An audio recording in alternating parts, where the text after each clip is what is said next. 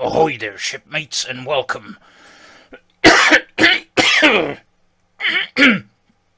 Sorry, I had something in my throat there. Hello, you lovely people, and welcome. Today sees the release of Miltech Simulations Supercarrier Pro, 14th of September 2023. Just a heads up, if you didn't know already, that if you already own George W. Bush, make sure you have the email with the order number and supply that order number over to Miltech Simulations and you should get a discount. I got 30%. I bought straight from Miltech Simulations, so that's how I've managed to get it before anywhere else has got it. Just Flight don't seem to have it at the moment, or not at the time of making this video anyway. So obviously going to use a Navy aircraft, so I'm going to just jump into this F4 here and have a look around the map.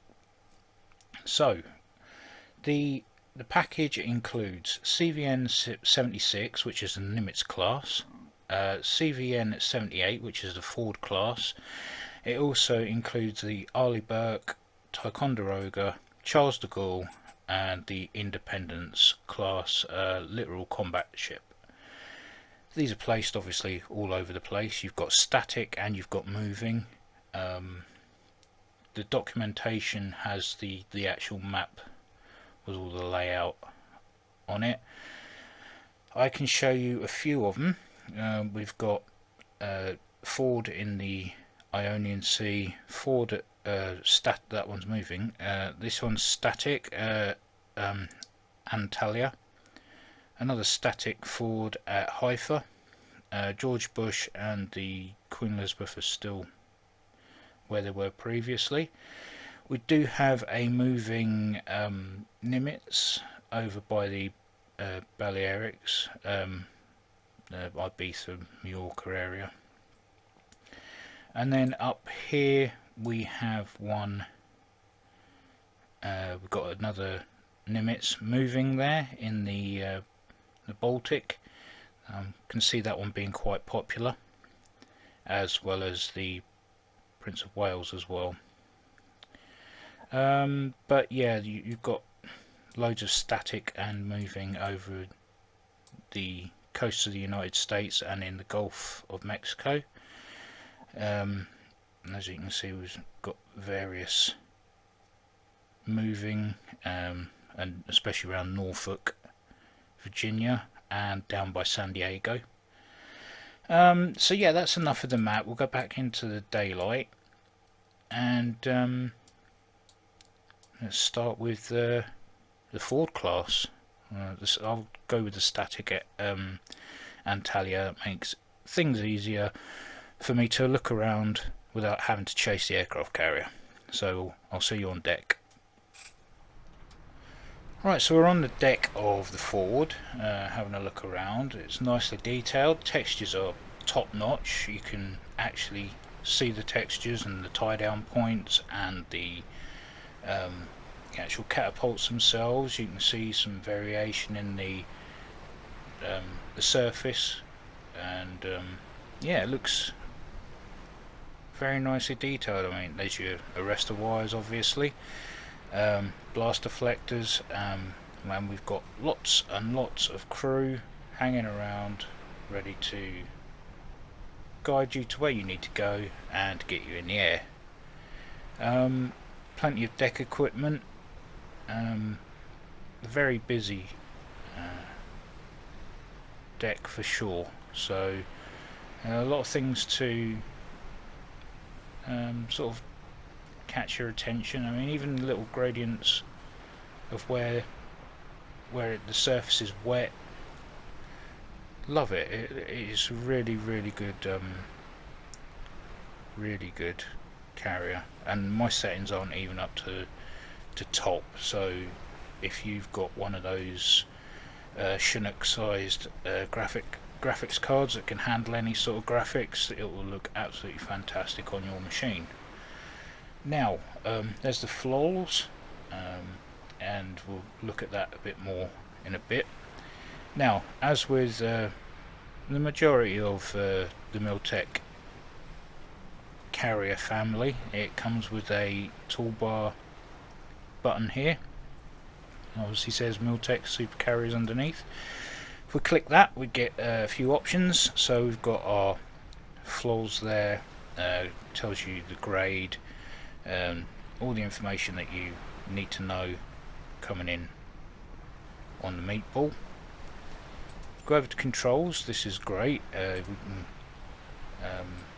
enable the blast deflectors.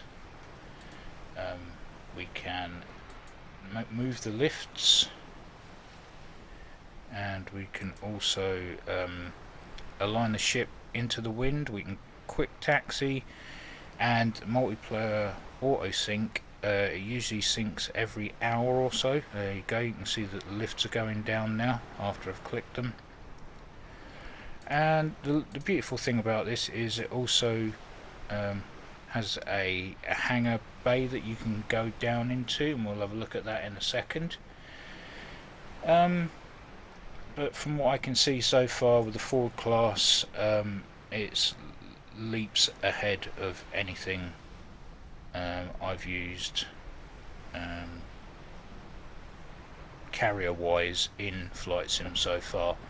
I mean, the detail, even the movement of the flag in this version of the sim looks, at least it looks fluid. Once we get into FS 2024, when the hot air balloon physics come into play, that flag will ripple lovely in the wind. So yeah, I mean, E2 over there, load of F-18s, tractors. It's just a fantastic model of the Ford. It really is. So if we move around, and I'll get us down into the hangar bay. Let's make sure that the lift is down. So you'll have to excuse me because I'm having to use the keyboard for moving around. I mean, the textures even on the aircraft are top notch. Unlike the Top Gun carrier, which was okay, it was great for the time, but not a touch on this. Okay, so as the lift is going down,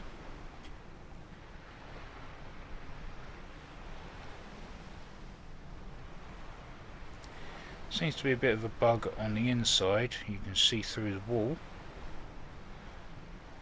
Don't know if that's just the static one or not. But yeah, this is still a work in progress. I'm taking it, and that there's still more work to be done. But you've got all of this hangar space, so if you're working as a squadron, you've got all your parking areas down here, so you can simulate getting to the ramp and going up to the main deck. Again, we click on this here, and it'll start moving up very slowly. I don't know why I'm waiting for it, because it won't push me up anyway, I don't think. Nope. So there we go. Oh, and I actually didn't notice the F-35s that are sneakily hidden in the back there. Let's take a bit closer look at those. Wow, textures are really good on those as well. I mean, they don't go blurry when you get up to them. I could almost read the gauges on that.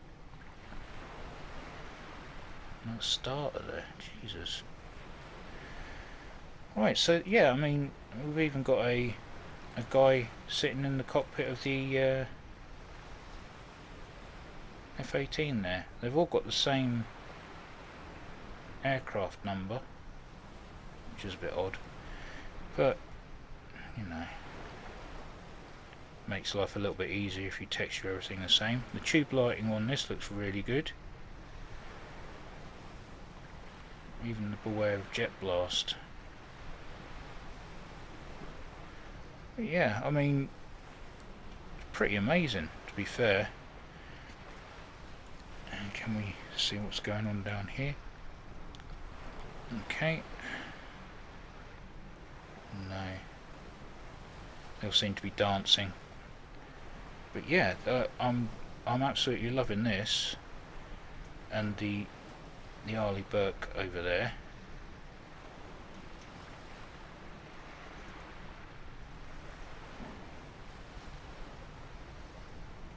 I think it's an Arleigh Burke anyway. It could be a Ticonderoga, I can never tell.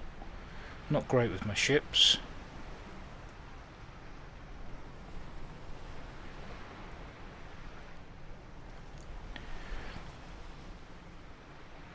Nice little place so you could land your UH-60 if you have it. Even the detail in the lifeboats. I mean, they've really gone to town on this, which is brilliant. I mean, I think after all of this waiting, we deserve some top-notch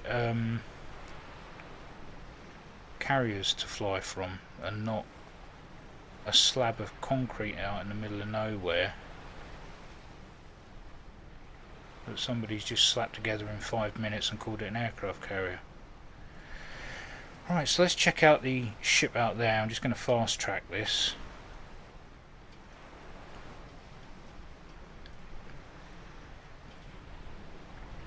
Okay, we've got something slightly different here. I think this one could be the Ticonderoga. Again, it could be the Arleigh Burke. I apologise to all you Navy buffs out there. I really need to get clued up on my carriers and my ships. But yeah, I mean, there's even hangarage in this. Wow. I mean, it's not much, but for what it is, very impressive. And also with the feature, as we're used to with the K10 carrier, we can teleport to different areas. We can teleport to the approach, the hangar, parking and runway. So all of that is good. So I'm going to go and find the Nimitz and we'll have a look at that.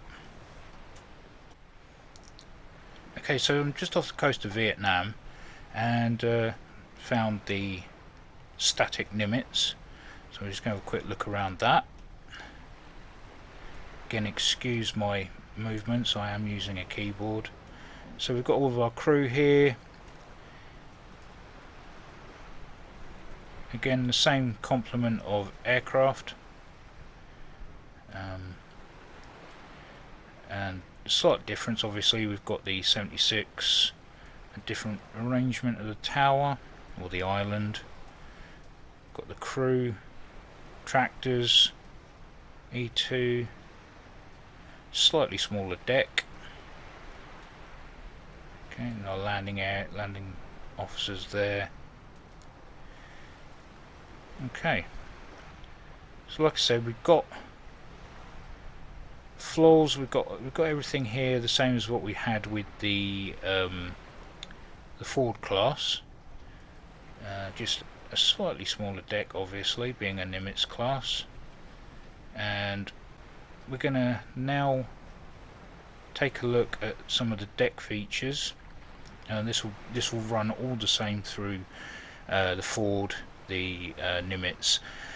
Just looked in the manual, my mistake, the Charles de Gaulle is not slated to be released until version 1.1.0, which is going to be Q4 of 2023. So, but it's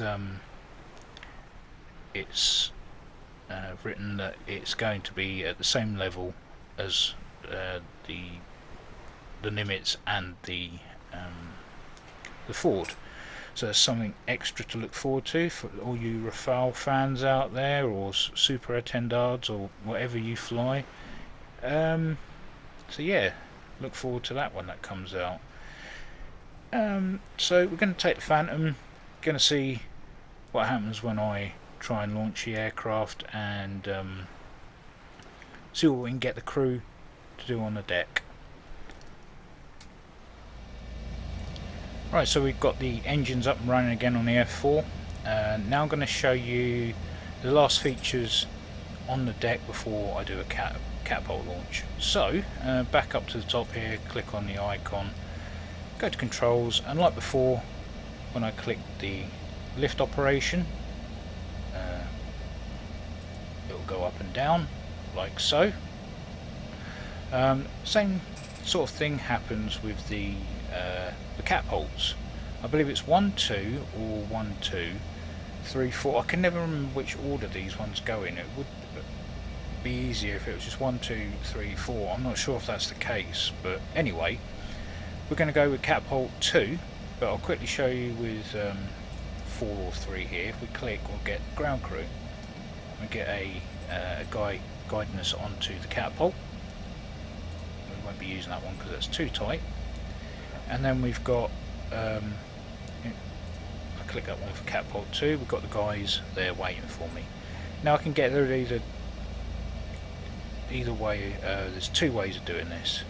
You've got quick taxi, which if I click that and use my control column to turn left or right, will get you out of a nice tight spot. Okay, and we've all been there. You're on the edge of a carrier facing out to sea and you've got no room to manoeuvre, so this will get you out of that tight spot very easily. Very well thought out feature. And if we have the parking brake off and you pull back on the stick or push forward, you can also perform a type of pushback. So that's a nice little feature. So if you've got a bit of a crowded deck and you need some, you haven't got much room to manoeuvre, that will get you out. So back to the catapult there. We're just going to taxi over as normal. Take the parking brake off.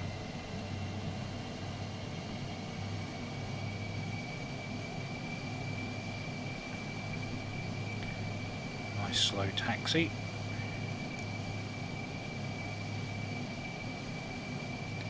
Also need to mention that all the features on this carrier are also VR, all work in VR as well. So it's nice to know that we're catered for in the VR department as well. So slow this down a bit. Okay, so it's telling us just to pull forward, and eventually he's just going to slow it down to a stop.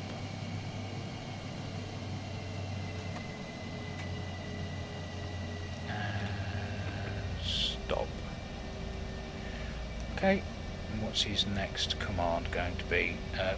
Launch bar extension. We don't have that, we have oleo extension. Before I do that, parking brake on. Must have parking brake on. So oleo extension. This has never worked before on any of the carriers that I've used. It's always been an issue. Ah, it's worked. It's actually worked. Wicked. Oh, and wing spread.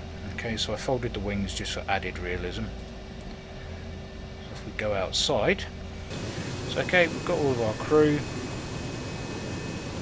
all waiting for the next part. So if we click the tick, these guys will come over and check everything is good. And we've got the blast deflector up now. Okay, and we've just got to give the guy a salute by clicking the green play icon there. And he'll do all of his hand signals, and then all we need to do once he gives the sign to launch is to make sure we're throttled up and release the parking brake. So let's get back inside the jet. That usually helps. Okay, usually they give you a sign by circling a finger, but we'll do this anyway. Okay, we're going to salute him. Okay, make sure everything's good, check with everybody else, yes, yes, yes, yes, yes, all good, and down, and launch. We go to the parking brake, and away we go. Whoa, okay, so that was the first successful launch of an F4 I've ever had from a carrier, and it all works. That's fantastic. Okay, so I'm going to bring it in for a landing now, and we'll have a look at the floors. Right, so we're coming up to the Nimitz now, and I need to enable modern arresters, otherwise you'll end up coming off the end of the deck, like I've done so a couple of times now. So just to be aware that you need to click that before you land.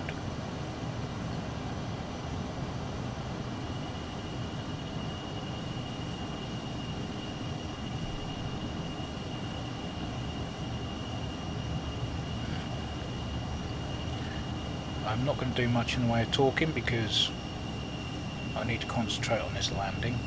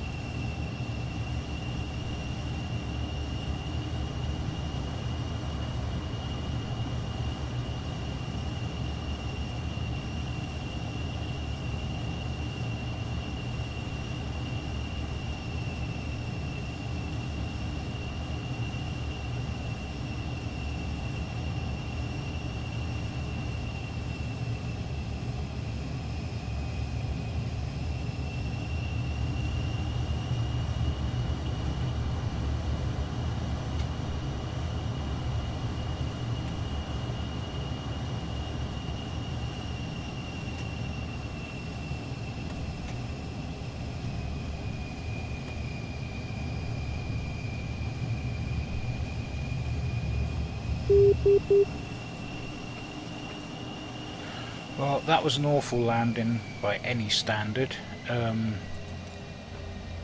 but you see how that works with the in conjunction with the aircraft, with the flows telling you where to go, and also if you have time to read the text at the bottom. It also tells you if you need to go higher or lower.